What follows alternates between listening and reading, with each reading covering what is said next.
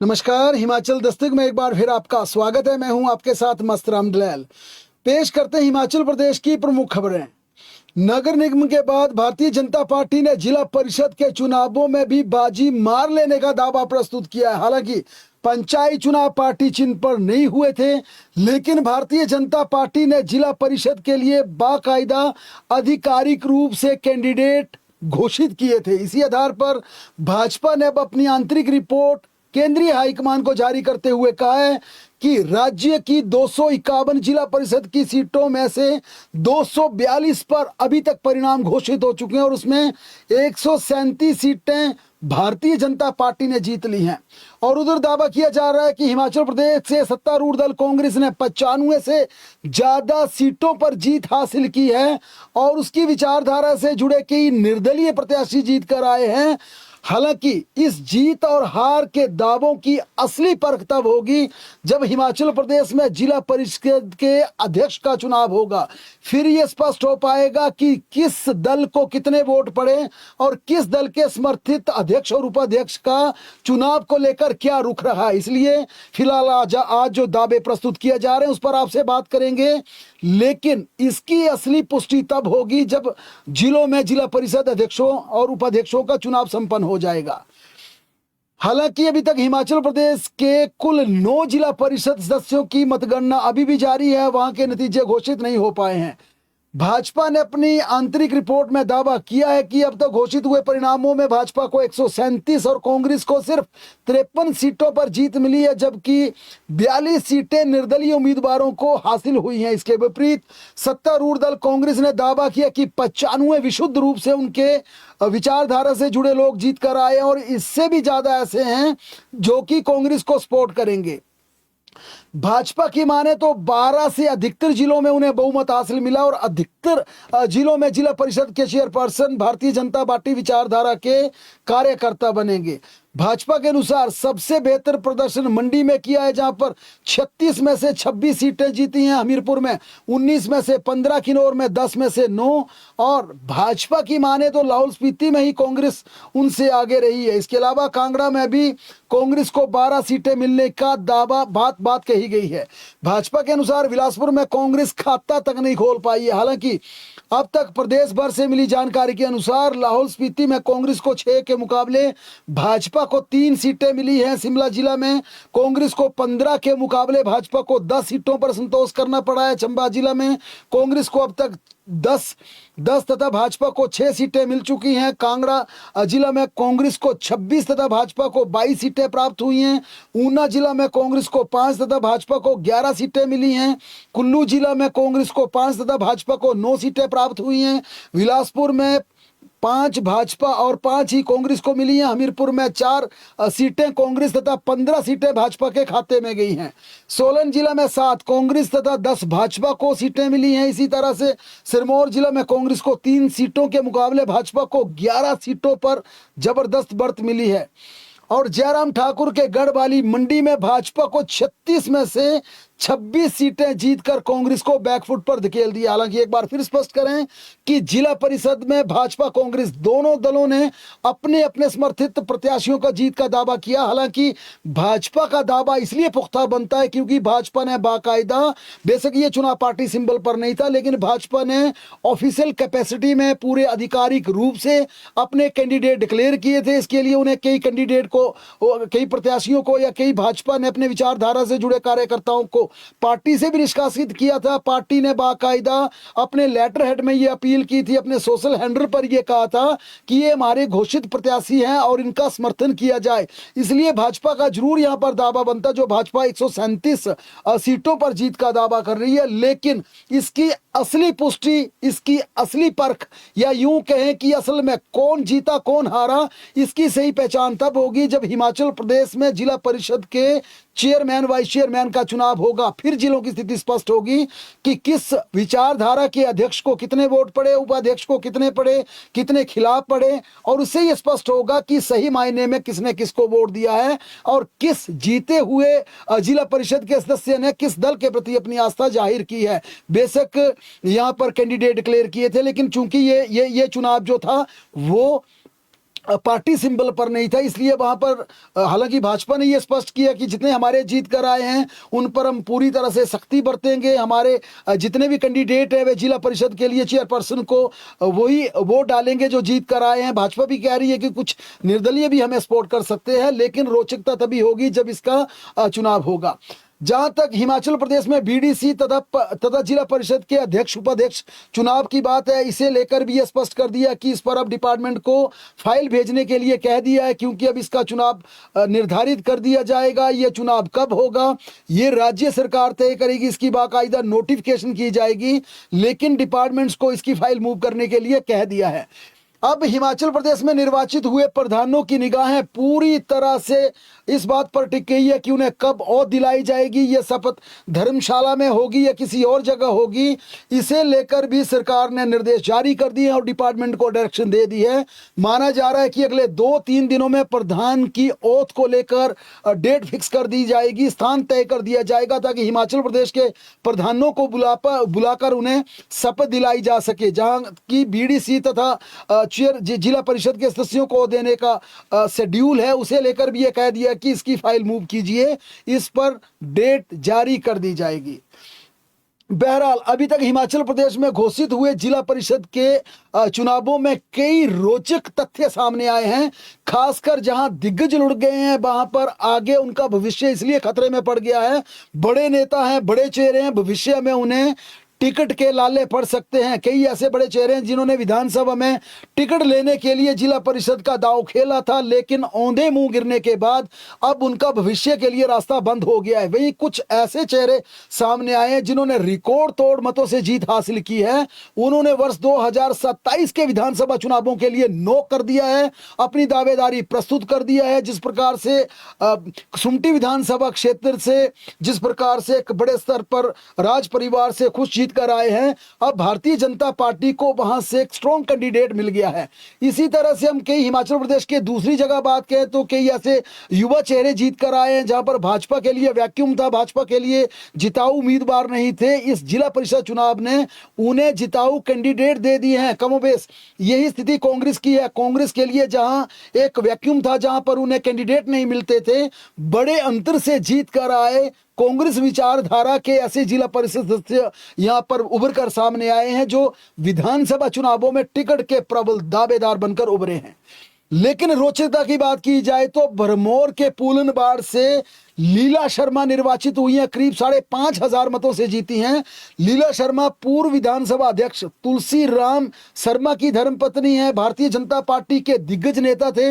हिमाचल प्रदेश में उनकी एक अलग पहचान थी और सबसे बड़ी बात यह है कि 73 वर्ष की आयु में लीला शर्मा को चुनावी रण में उतारा गया और भारतीय जनता पार्टी की ये सदी हुई रणनीति थी कि अगर इस सीट को जीता जाए तो किस पर दांव खेला जाए, और इसी के चलते ये तय किया गया। हालांकि उम्र दराज थी, 73 साल की उम्र में क्या उन्हें टिकट देना चाहिए, क्या उन्हें वहां पर चुनाव लड़ाना चाहिए, यह काफी अंतर्मंथन था। लेकिन अंततः उनकी छवि और जो रसूख था परिवार का काम आया और 73 साल की उम्र में पूर्व विधानसभा अध्यक्ष तुलसीराम की पत्नी ने चुनाव जीतकर यह साबित कर दिया कि रसूख रुतबा और अगर मिलनसार है तो जनता आपको सर पे उठाती है, पलकों पर बिठाती है, आपको वोट भी देती है।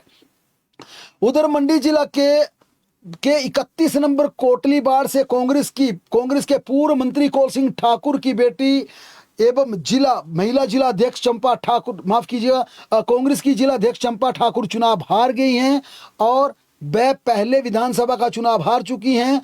ठाकुर कौल सिंह के भतीजे भी वहां से नगर निगम का चुनाव हार चुके हैं।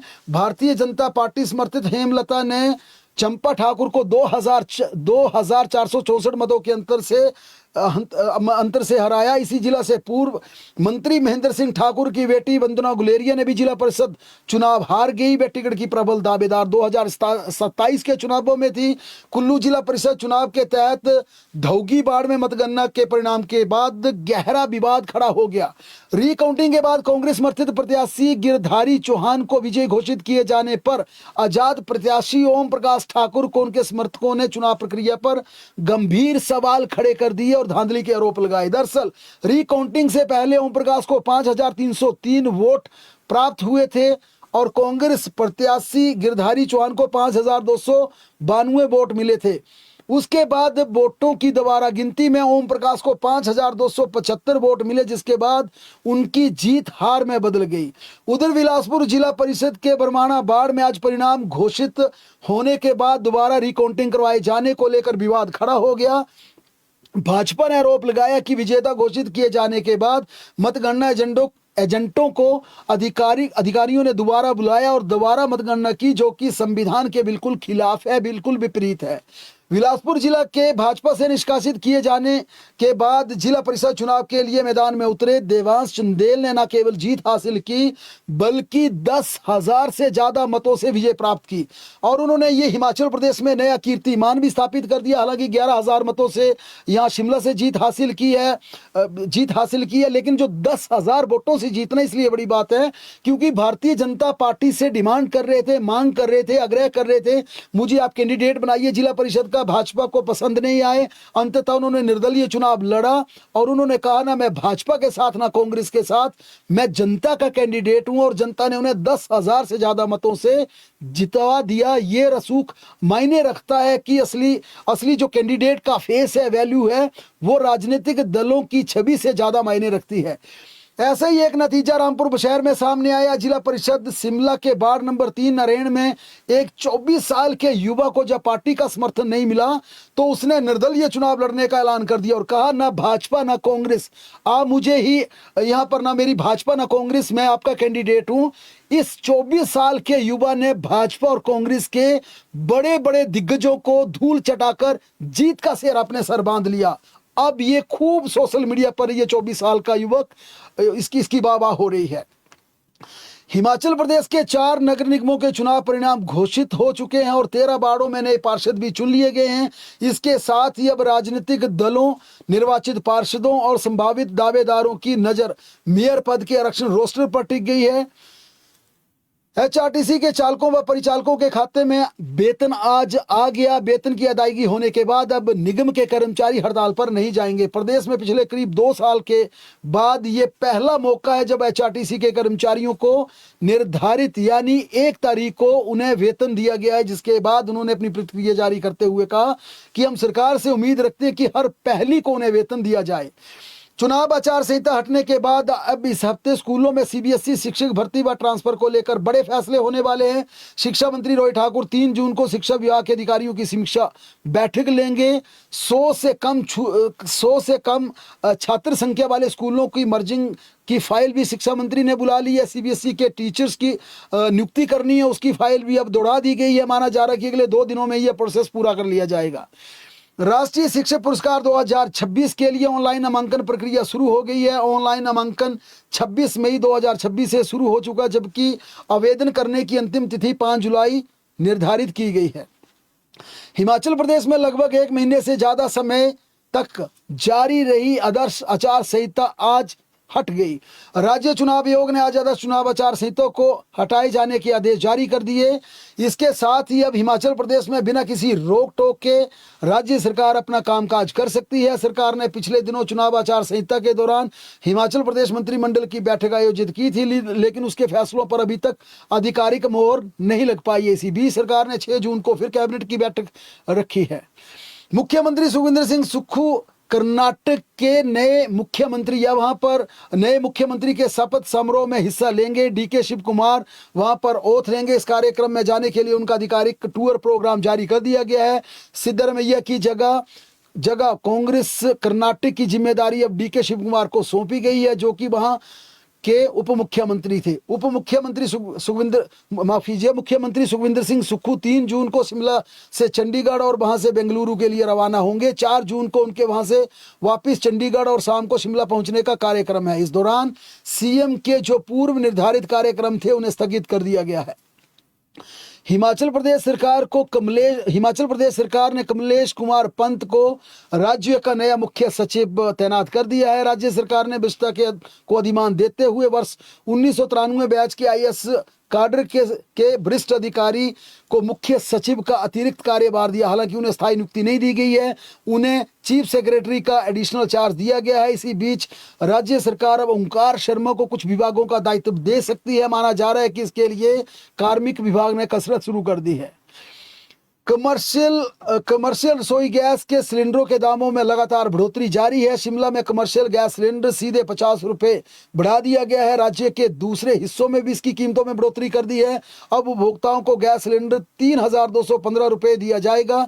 इससे पहले ये 3,165 रुपए निर्धारित था। साथ ही 5 किलोग्राम के FTL सिलेंडर की कीमत भी 11 रुपए वृद्धि के साथ जारी कर दी है। हिमाचल प्रदेश में पंचायत चुनाव संपन्न होते ही एंट्री टैक्स को लेकर फिर विवाद खड़ा हो गया है। टैक्स की बढ़ी हुई दरों से नाराज लोगों ने इलाका संघर्ष समिति के नेतृत्व में आज प्रदेश के 52 एंट्री पॉइंट पर धरना प्रदर्शन किया। इस दौरान मनाली कीरतपुर 4 लेन पर गरा मोड़ में चक्का जाम कर दिया गया। प्रदेश सरकार ने छोटे वाहनों के लिए 170 रुपए शुल्क तय कर दिया था, लेकिन लोगों के विरोध के चलते 100 रुपए निर्धारित किया है। लोग इसे भी हटाने की मांग पर अड़े हुए हैं। अन्य बड़े हुए अलग अलग वाहनों की दरें भी अलग अलग जारी की हैं। मंडी जिला में सरकाघाट से सुंदरनगर जा रही एक निजी बस का स्टीयरिंग रोड अचानक टूट जाने के बाद बस अनियंत्रित हो गई। हादसे में करीब 10 से 12 यात्रियों को मामूली चोटें आई। सभी घायलों को उपचार के लिए नागरिक अस्पताल रिवाल्सर ले जाया गया, जहां प्राथमिक उपचार के बाद उन्हें घर भेज दिया गया। मौसम विज्ञान केंद्र के अनुसार 1 से 6 जून तक हिमाचल प्रदेश के अधिकांश क्षेत्रों में बारिश होगी। मौसम विभाग ने इस दौरान कई जिलों में गरज चमक के साथ तेज हवाएं चलने की चेतावनी जारी की है। यानी कि इस दौरान हिमाचल प्रदेश के कई हिस्सों में तेज तूफान आएगा, अंधड़ आएगी, जिससे बड़ा नुकसान भी हो सकता है। इसी बीच ओलावृष्टि की भी चेतावनी जारी की गई है। 3, 5 और 6 जून को शिमला, मंडी, कांगड़ा, कुल्लू, चंबा, सिरमौर और सोलन जिलों में 30 से 40 किलोमीटर प्रति घंटे की रफ्तार से तेज हवाएं चलेंगी। इस दौरान पेड़ों के गिरने और लैंडस्लाइड के खतरे को लेकर भी लोगों को अलर्ट किया गया है। बहरहाल प्रदेश की तमाम बड़ी खबरों के लिए लगातार जुड़े रहें हमारे साथ। देखते और पढ़ते रहें हिमाचल दस्तक।